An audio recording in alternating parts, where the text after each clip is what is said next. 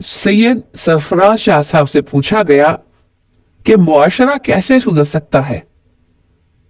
शाह साहब ने जवाब दिया कि एक बार कुछ दानिशवर गुफ्तगू कर रहे थे कि रिश्वत ज्यादा होने की वजह यह है कि आमदनी कम होने की वजह से इंसान यूटिलिटी बिल्स तक अदा नहीं कर सकता। स्ट्रीट क्राइम्स इसलिए ज्यादा है कि लोगों के पास 2 वक्त की रोटी के पैसे नहीं होते। मैं चंद मिनट उनकी गुफ्तगू सुनता रहा और फिर उन दानिशवरों से सवाल किया, क्या आज गुर्बत इस्लाम के इब्तदाई सालों की निस्बत ज्यादा है? उस वक्त तो आप सल्लल्लाहु अलैहि वसल्लम ने पेट पर पत्थर बांध कर जंगें लड़ी। क्या आज हमने कभी पेट पर पत्थर बांध कर जंग लड़ी है?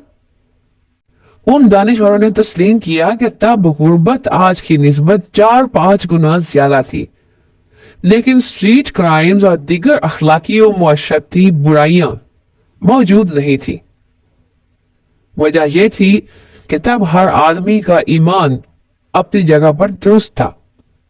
आज हमारी ख्वाहिश है कि हमारा हाकिम हजरत उमर फारूक रजी अल्लाह तआला अन्हु की तरह हो, लेकिन ये ख्वाहिश करते हुए हम ये क्यों फरामोश कर देते हैं कि तब रियाया सहाबाए किराम थे।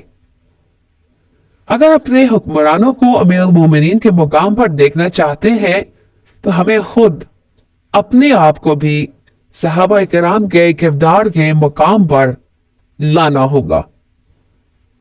लेकिन अलमिया यह है कि हम में से हर आदमी दूसरों को जुनैद बगदादी देखना चाहता है, लेकिन खुद वाजपेयी की जिंदगी गुजारना चाहता है।